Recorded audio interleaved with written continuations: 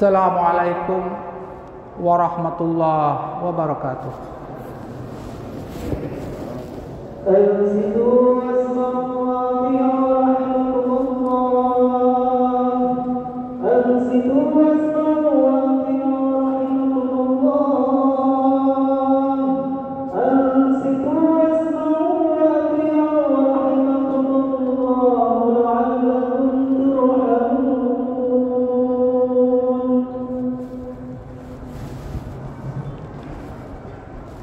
Allahu Akbar, Allahu Akbar, Allahu Akbar, Allahu Akbar, Allahu Akbar, Allahu Akbar, Allahu Akbar, Allahu Akbar kabira, walhamdulillahi katsira, wa subhanallahi bukratan wa asila. La ilaha illallah wa la na'budu illa iyyahu mukhlishina lahuddin, walau karihal kafirun, walau karihal musyrikun, walau karihal munafikun. La ilaha illallah wahdah, sadaqa wa'dah, wa nasara abdah, wa azza jundahu, wa hadamal ahzaba wahdah. La ilaha illallah, wallahu akbar, Allahu akbar, walillahil hamd. Innal hamdalillah nahmaduhu wa nasta'inuhu wa nastaghfiruh, wa na'udzu billahi min syururi anfusina wa min sayyiati a'malina. May yahdihillahu fala mudilla lahu wa may yudlil fala hadiya lahu. Asyhadu an la ilaha illallah wa asyhadu anna Muhammadan abduhu wa rasuluh. Allahumma shalli ala sayyidina Muhammad wa ala alihi wa sahbihi rasulillahi ajmain. Qala Allah ta'ala fil Qur'anil Karim, ya ayyuhalladzina amanu taqullaha haqqa tuqatih wa la tamutunna illa wa antum muslimun. Inna a'tainakal kautsar fasholli li rabbika wanhar, inna syani'aka huwal abtar. Hadirin jemaah Idul Adha rahimakumullah, marilah kita bersyukur kepada Allah karena kita masih diberi kesempatan hidup, bernapas dan sehat. Lebih-lebih lagi kita masih diberi kesempatan untuk melaksanakan rangkaian Idul Adha di Masjid Agung yang insya Allah penuh berkah ini. Kemudian tak lupa kita salawat dan salam kita anturkan kepada junjungan kita Nabi besar Muhammad sallallahu alaihi wasallam dengan pengorbanan, kasih sayang, sehingga kita mendapat manisnya iman dan Islam. Dengan iman dan Islam ini, yakin dan percayalah, kita akan selamat, kita akan berjaya, kita akan sukses baik dunia dan akhirat. Allahu Akbar, Allahu Akbar, walillahil hamd. Idul Adha pada tahun ini berbeda dengan 2 tahun yang sebelumnya. Karena pada 2 tahun ini dunia lagi dilanda COVID-19.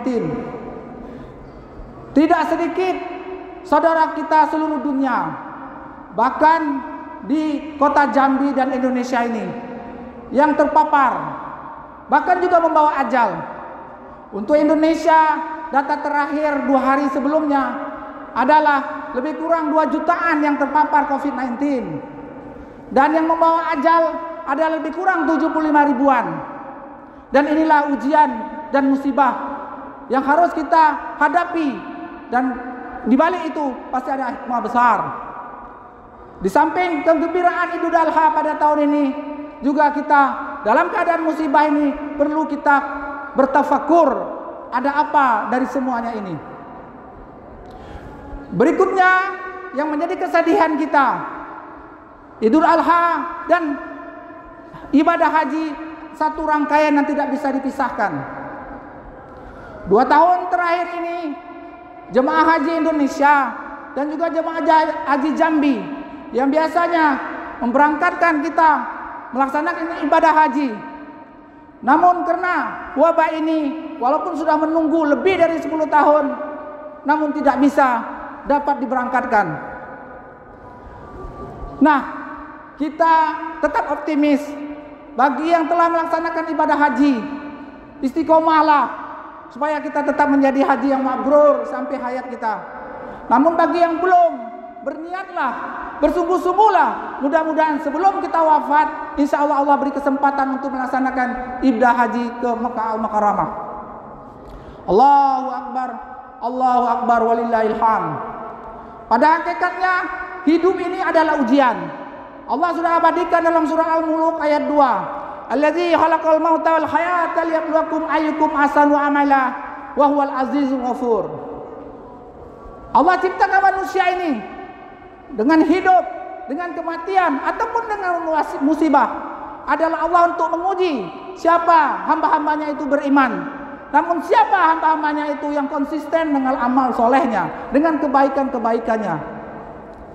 Di ayat yang lain surah Al-Ankabut ayat 2. Ahsibanna ayyutraku ayyakulu amanna wa hum la yuftanun. Jangan cepat-cepat kita mengatakan seorang diri beriman. Tapi komitmen ini pasti akan Allah uji. Apalagi kita sebagai hamba yang banyak dosa dan kekurangan. Nabi besar Ibrahim alaihissalam, Nabi Muhammad dan seluruh para nabi dan para rasul diuji Allah untuk melihat siapa yang sebenarnya yang punya komitmen kejujuran dan siapa yang tidak berdusta. Allahu Akbar, Allahu Akbar, walillahil hamd. Idul Adha dan Idul Kurban ini sudah diabadikan di dalam Al-Quran, terutama dalam surat As-Saffat surat ke-37 dari ayat 99 sampai dengan 111. Di mana di situ hikmah edukasinya adalah dimulai daripada Nabiullah Ibrahim alaihissalam bersama keluarganya. Fabima bala ma'asaya qala ya bunayya ini ara fil manam ani asbahuka fanzur ma tarak qala ya abati af'al ma tu'mar satajiduni insyaallah minas sabirin. Pada hari Tarwiyah, hari ke-8 Zulhijjah, Nabiullah Ibrahim bermimpi. Allah menyampaikan, walaupun Nabi Allah Ibrahim sudah merindukan buah hati dan keturunannya, karena umur sudah tua, umur pun 80 tahun, kabulkan oleh Allah mendapat anak yang soleh, anak yang cerdas, anak yang lembut dan santun. Tetapi Allah akan menguji Nabi Ibrahim ini setelah mendapat nikmat anak yang soleh ini, apakah masih dia lebih mencintai aku atau mencintai pemberianku ini yang. Nah, dari ayat ini pada hari Arafah di sana terjadi dialog. Nabi Ibrahim menyampaikan kepada anaknya, "Hai anakku, aku bermimpi Allah menyuruhku untuk menyembelihmu." Padahal Ibrahim tidak ada kekuatan untuk menyampaikan ini. Di samping dia sudah menunggu untuk mendapatkan anak-anaknya sudah lama. Lalu anak pun anak yang soleh dan baik, santun lagi. Nah, di luar dugaan, inilah skenario besar Allah yang harus kita yakini. Anak yang soleh ini mengatakan, "Ya abati, ayahku, jika itu memang perintah Allah, laksanakan ayah, segerakan ayah, supaya insya Allah saya akan dapat melaksanakan ini dengan sabar." Allahu Akbar, Allahu Akbar, walillahil hamd. Dan akhirnya pada 10 Zulhijjah, walaupun godaan demi godaan dari nafsu sendiri, dari dalam ataupun godaan dari luar dari setan. Pertama, Nabi Ibrahim didatangi oleh setan. Ibrahim berpikirlah, harimau saja tidak ada memakan anaknya. Ini ada manusia mau menyembelih anaknya, tidak logik, tidak rasional. Tapi Ibrahim mempunyai kekuatan iman dengan ditempah pengorbanan, dilemparnya setan. Allahu Akbar, Allahu Akbar. Kemudian setan tidak berhenti. Bukan Ibrahim saja yang diuji, bahkan diuji istrinya. Karena istri ini penting, akan menurunkan zuriat-zuriat yang saleh. Didatangnya Siti Hajar. Lalu Siti Hajar digoda, "Kau pikir kau lama menunggu anak, namun Ibrahim sudah mengasah pisau untuk menyembelih anakmu. Coba kamu dekatkan Ibrahim supaya menggagalkan kerjaan yang tidak masuk akal tersebut." Tapi Hajar sebagai istri yang soleha, sebagai istri yang cerdas, sebagai istri yang kasih, dia dapat melawan ujian itu, dilemparnya pula setan tersebut. Dan ketiga, datang lagi setan, bukan istri lagi yang dirayunya, namun dirayunya pula Ismail alaihissalam. Ismail berpikirlah, biasanya kalau yang mau dikorbankan itu adalah yang sudah tidak laku, ataupun yang sudah tua, atau yang buruk. Kamu yang gagah, kamu yang cerdas, kamu yang muda, harapan orang tua, harapan keluarga, harapan bangsa, tidak masuk akal itu dikorbankan. Ismail berhasil melawan godaan setan. Allahu Akbar, Allahu Akbar, Allahu Akbar. Nah, tepat tanggal 10 Zulhijjah sebagaimana hari ini, Nabi Allah Ismail disembelih oleh Nabi Ibrahim di Mina. Jemaah Idul Adha rahimakumullah. Dari peristiwa ini yang diabadikan dalam Al-Quran surah As-Saffat, surat ke-37, mulai dari ayat 99 sampai dengan 111, ada 3 hikmah yang bisa kita petik sebagai edukasi pembelajaran. Yang pertama, ini merupakan edukatif historis, edukatif sejarah umat, bahwa sejarah ini bukan hanya karangan, tapi ini dibadikan dalam Al-Quran bahwa ini benar adanya, yang bisa menjadi pelajaran kita, yang bisa kita ambil petik hikmahnya yang luar biasa. Pertama, dengan pengorbanan, dengan ketaatan dan keikhlasan Nabiullah Ibrahim dengan Ismail pernah disuruh untuk membangun Ka'bah. Pada waktu zaman Nabi Nuh, Ka'bah diangkat ke langit. Pada masa Nabi Ibrahim, Allah perintahkan untuk membangun Ka'bah. Nabi Ibrahim tidak solo fighter, tapi Nabi Ibrahim mengajak anaknya Ismail untuk bersama-sama, untuk bekerja sama, untuk membangun Baitullah ini. Nah, ini diabadikan menjadi rukun haji tawaf. Yang mana kalau kita pergi haji ataupun umrah, kita harus bertawaf di keliling Ka'bah sebanyak 7 kali. Yang kedua, Siti Hajar kehausan, kekurangan air karena ditinggal di lembah Bakkah yang kering kerontang. Karena anaknya masih kecil, dia pun haus, dia berlari dari Bukit Safa dan Marwah. Perjuangan dan pengorbanan ini diabadikan oleh Allah Subhanahu wa taala menjadi rukun haji, yaitu rukun sa'i.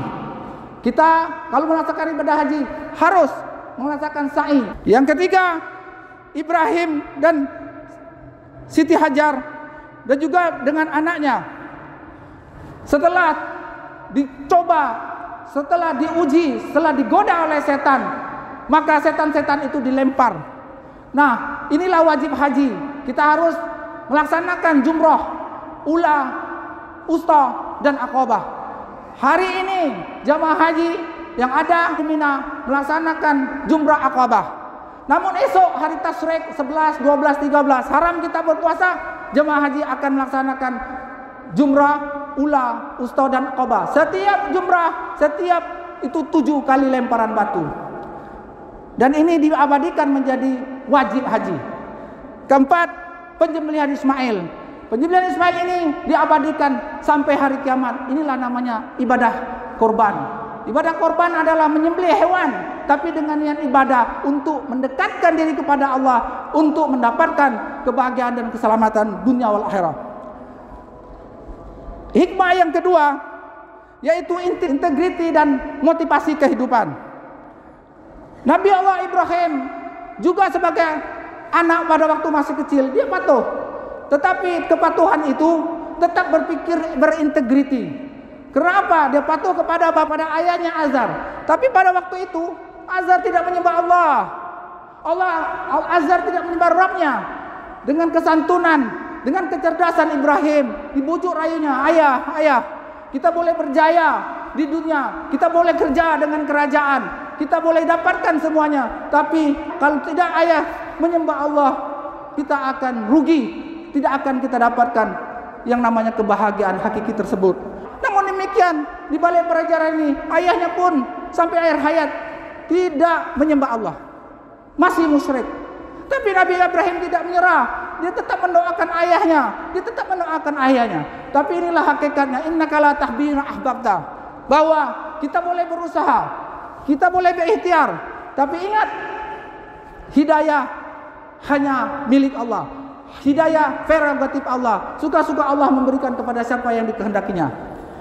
Yang kedua, di samping mengajak keluarganya, ku anfusakum wa ahlikum nar. Nabi Ibrahim punya berpikir bagaimana raja pada waktu itu, Raja Namrud, raja zalim, raja yang tidak adil. Tetapi Nabiullah Ibrahim alaihissalam terus mendatangi rajanya, Raja Namrud tersebut. Untuk apa? Untuk supaya mengenal Allah, untuk supaya menyembah Allah. Walaupun di balik itu dia dieksekusi, yaitu dibakar dengan kobaran api yang sangat besar, yang tidak ada bandingnya pada saat ini. Namun demikian, inilah ajib. Allah Maha Besar, Allah Maha Kasih, Allah Maha Penyayang. Suatu hari Nabi Ibrahim pernah ditanya, "Ya Ibrahim, selama ratusan tahun umurmu, mana hidupmu yang paling enak?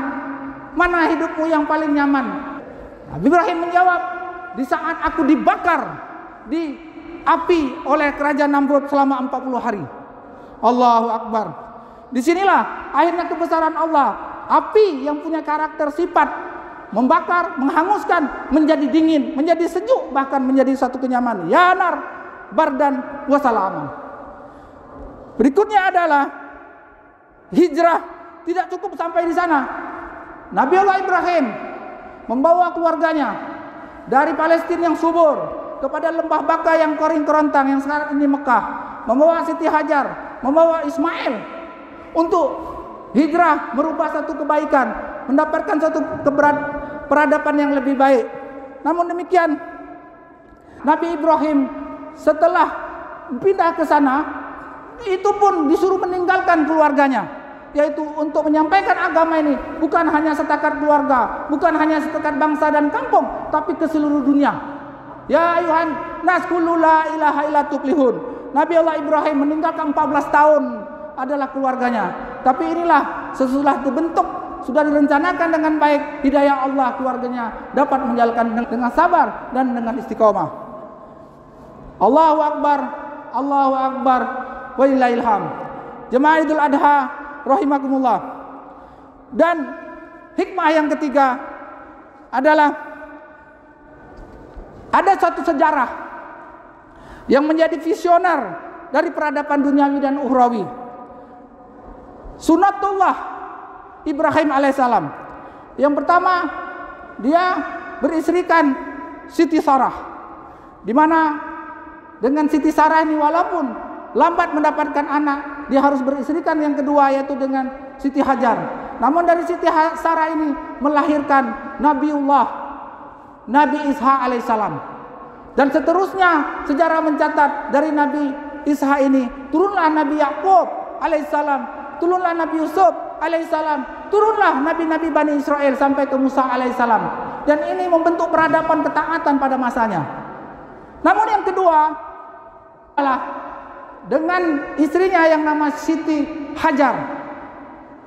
Dengan proses waktu yang panjang, lahirlah bangsa Arab, lahirlah bangsa Quraisy, yang meneruskan melahirkan Bani Hasim, Bani Muthalib, dan akhirnya melahirkan melahirkan Nabi Muhammad Habibullah sallallahu alaihi wasallam yang akan menyelamatkan dunia sampai akhir zaman.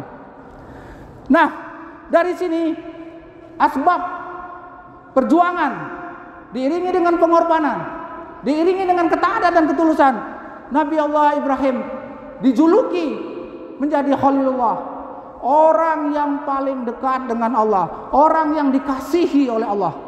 Di samping itu, Nabi Allah Ibrahim masuk dalam pilihan Nabi dan Rasul yang terpilih, yaitu Rasulullah Ulul Izmi, yaitu Nuh alaihissalam, Ibrahim alaihissalam, Musa alaihissalam, Isa alaihissalam, dan Nabiullah Muhammad sallallahu alaihi wasallam. Dan yang ketiga, dari Nabi Ibrahim inilah lahir sebagai Abul Anbiya, sebagai bapak para nabi. Dari Ismail akan menurunkan nabi dari bangsa Arab, yaitu Nabi Muhammad SAW, dan dari Isa menurunkan nabi-nabi Bani Israel. Jemaah Idul Adha rahimakumullah. Dari 3 hikmah ini, beberapa hal yang perlu kita camkan ke dalam diri kita. Bersyukurlah kita menjadi umat Islam, dan bersyukurlah kita menjadi umat Nabi Muhammad yang juga merupakan keturunan Nabi Allah Ibrahim alaihissalam. Namun dari semua itu, di samping kita harus bersyukur, la in sakartum la azidannakum wa la in kafartum inna azabi lasadid. Kenapa? Bila kita bersyukur, Allah akan tambah nikmat itu. Maka nikmat ini akan berhenti kalau tidak diiringi dengan ketaatan, perjuangan dan pengorbanan serta keikhlasan. Nah, apapun profesi kita, sebagai aparatur negara kah, sebagai pejabat kah, atau sebagai rakyat kah, atau sebagai wira swasta kah, sebagai petani kah, sebagai pedagang kah, sebagai pelayan kah, atau sebagai dosen atau guru, apapun profesi kita, Allah tidak memandang wajah kita, Allah tidak memandang harta kita, Allah tidak pandang pangkat kita. Allah akan memandang ketaatan kita dan ketulusan kita kepada Allah Subhanahu. Wa may yuti'illah wa rasulahu faqad faza fawzan azima. Kalau kita nak berjaya, nak sukses, tidak ada kata lain.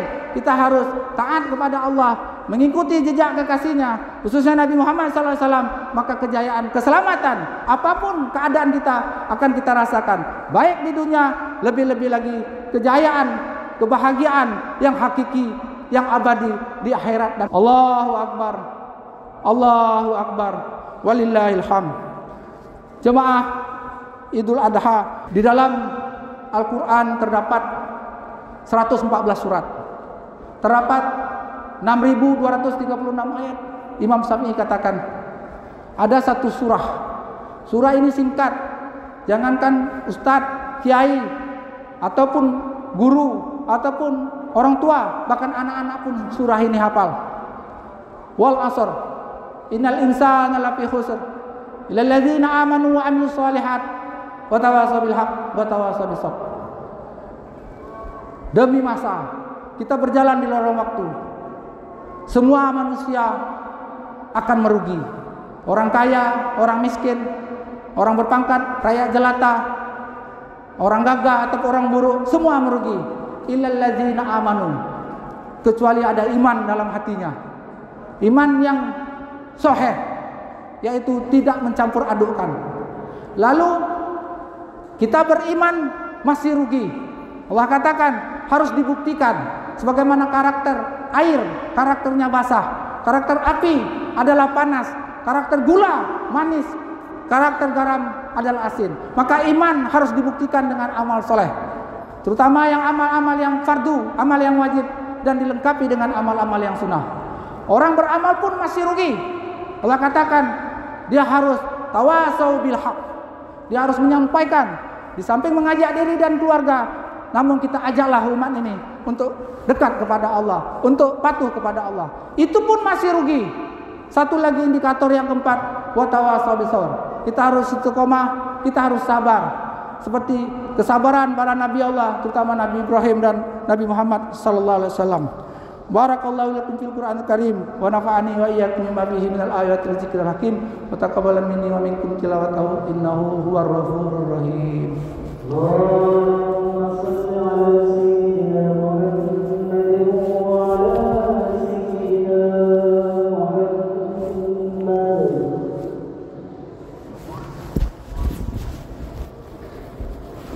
Allahu Akbar, Allahu Akbar, Allahu Akbar, Allahu Akbar, Allahu Akbar, Allahu Akbar.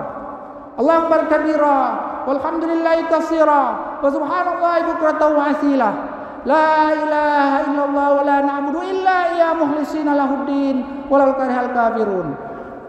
La ilaha illallah wahdah, sadaqa wa'dah, wa nasara 'abdah, wa 'azza jundahu wa hadamal ahzaba wahdah.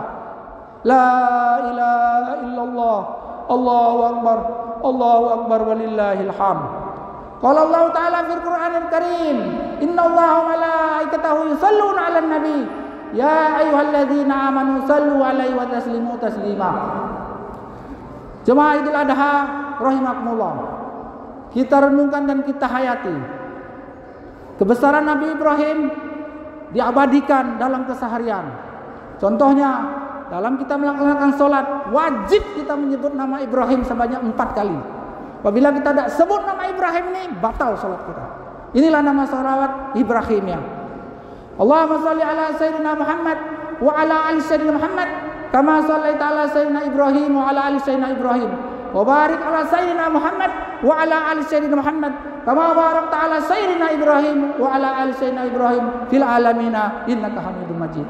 Mari kita berdoa kepada Allah. Allahumma fir lil mu'minina wal mu'minat wal muslimina wal muslimat al ahya'i minhum wal amwat. Rabbana zalamna anfusana wa illam taghfir lana wa tarhamna lanakunanna minal khasirin. Allahumma arinal haqqa haqqan warzuqna ittiba'ah wa arinal batila batila warzuqna tinabah.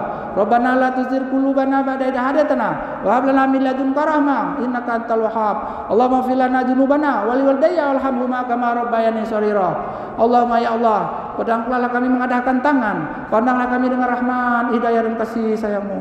Ampunkan dosa-dosa kami yang banyak ini ya Allah. Ampunkanlah dosa kedua orang tua kami ya Allah. Ampunkanlah pemimpin-pemimpin kami ya Allah. Tunjukilah kami yang benar itu benar, kuatkanlah kami menjalankannya. Tunjuki yang salah itu salah, beri kemampuan kami untuk menjauhkannya ya Allah. Allahumma ya Allah, kami menghadapi wabah Covid ini ya Allah. Ini ujian dan kasih sayang-Mu ya Allah. Dapatkanlah kami dalam keadaan sabar. Dapatkanlah kami berusaha untuk mengatasinya ya Allah. Bagi yang terkena sembuhkanlah ya Allah. Bagi yang tak terpapar ya Allah, mudah-mudahan terjaga ya Allah. Namun demikian, larikanlah ini, jauhkanlah Covid ini ya Allah, sehingga kami dapat beribadah dengan lebih baik ya Allah. Sehingga orang bisa melaksanakan ibadah haji ya Allah, dan melaksanakan aktivitas kehidupan dengan lebih baik lagi ya Allah. Allahumma ya Allah, jika kami wafat nanti ya Allah, wafatkanlah kami dalam keadaan iman, Islam dan husnul khotimah. Dapatkanlah kami mengucapkan la ilaha illallah Muhammadar Rasulullah ya Allah. Selamatkanlah sisa hidup kami di dunia yang sementara dan singkat ini, dan selamatkanlah hidup kami di akhirat yang kekal abadi selama-lamanya. Subhana rabbika rabbil izzati amma yasifun wa salamun alal mursalin walhamdulillahi rabbil alamin. Ibadallah, innallaha ya'muru bil ihsan wa ita'i dzil qurba wa yanha 'anil fahsya'i wal munkari wal baghi ya'izukum la'allakum tadhakkarun. Fazkurullaha yazkurkum wazkurullaha katsiran la'allakum tuflihun. Assalamualaikum warahmatullahi wabarakatuh.